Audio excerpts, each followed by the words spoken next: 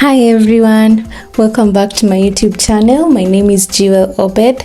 I'm a counseling psychology student and I'm also passionate about cooking, so I share different recipes that I prepare in my kitchen. Today we are going to be making Rolex and I hope you enjoy the video.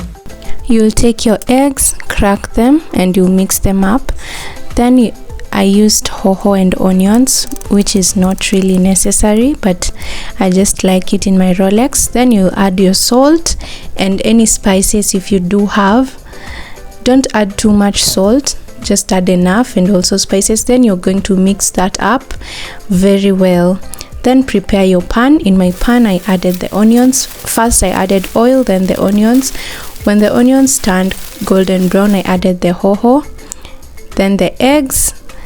It's not perfect, but it's still okay. Then I heat my chapatis and I put the egg in between the two chapatis. It's not necessary to use two chapatis, but I just opted to use two so that it could be more filling.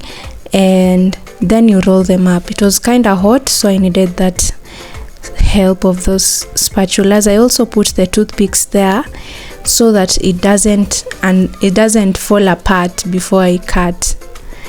But after removing that toothpick for support, finally after cutting, it's done, and this is the final product.